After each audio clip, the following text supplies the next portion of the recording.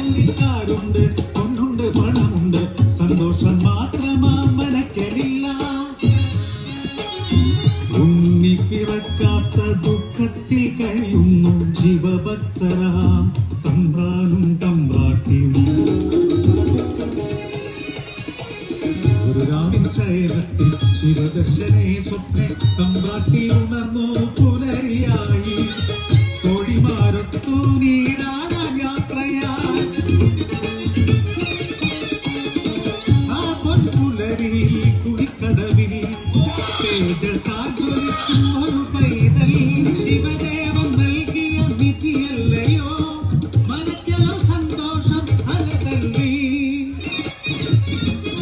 ഉണ്ണി വളർന്നു ബാലനായി കൗമാരം പടിവാതിൽ എത്തി നിന്നു.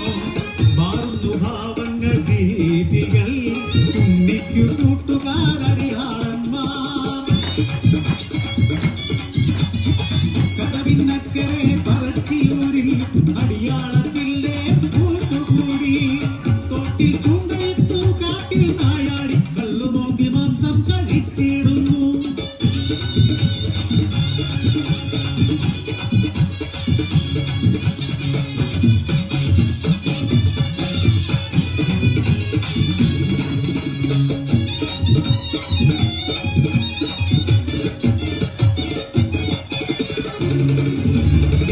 എന്റെ പരദേവതേ ഇല്ലം കുടിച്ചിടുമല്ലോ.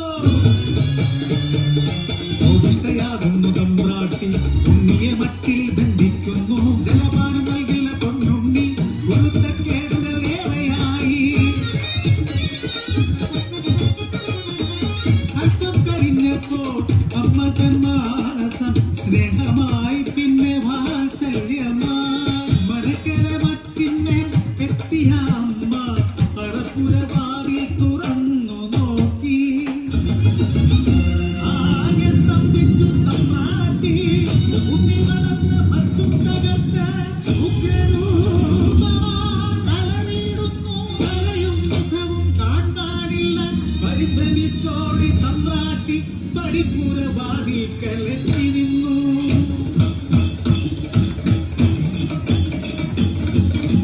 മനക്കരെ വച്ചും തകർത്തുണ്ണി വെറും ദൈവമായി മാറി.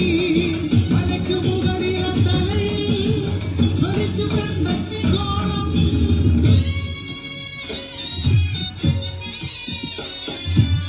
ഭയന്നൊര തമ്പ്രാട്ടി നോക്കാനാവാതെ കൈകൾ കൂപ്പി നിന്നു.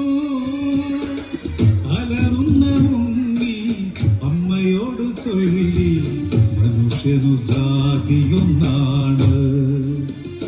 അടിയാളപ്പറയത്തു ദൈവമാകും ഞാൻ മുത്തപ്പൻ ദൈവമായി ഇറങ്ങാടും.